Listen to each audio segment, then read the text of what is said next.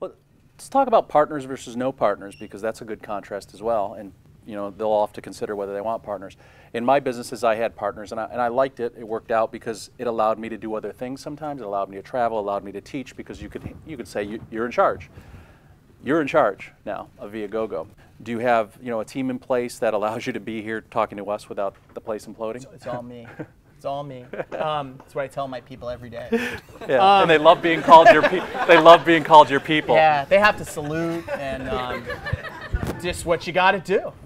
No, of course not. I mean, obviously you have to, as with anything, and to use a sports analogy, you know, you have to have a team and you have to build people with a complementary skill set. So, you know, clearly you want to attract good people. You want to get people bought in. At Viagogo, I'm very fortunate. I have a great, you know, people who've been with me now for, you know, 5 years and 10 years, and one guy who came from Stubhub for 10 years. We brought in a guy a couple years ago who ran Expedia Europe, who's been great. I think the real thing, so I think a couple things. I think, and I'll get back to your question about partners. So in terms of building and motivating a team, you want to have people who have complementary skill sets, who sort of know their roles.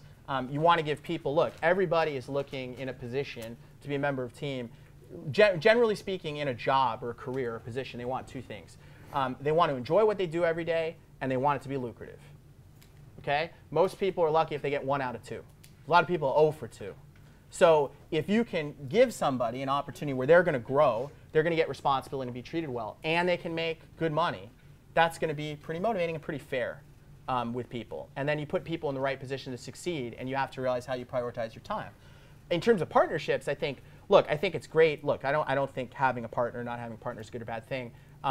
I do think, obviously, I had one experience, and I was able to start the second business to maintain control. But I think that what's important is to just go in with your eyes open and to think about what happens in a downside case. Because everybody starts, and it's like, it's all great, it's wonderful, and you know, but you got to make deals up front, and you got to think of the downside up front. Because obviously, if things go sour, then everybody's not on the same page.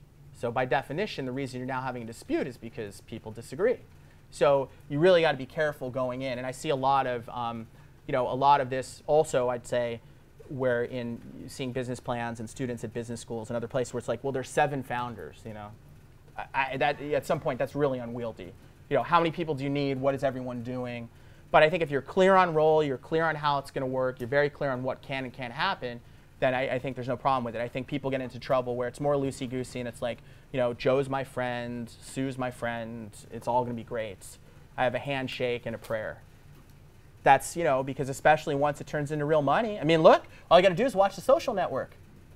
Although it worked out well for Eduardo. I wish I had made that $19,000 loan myself. But, you know, you just got to go in with your eyes wide open and really think about it, I think. Yeah, good advice.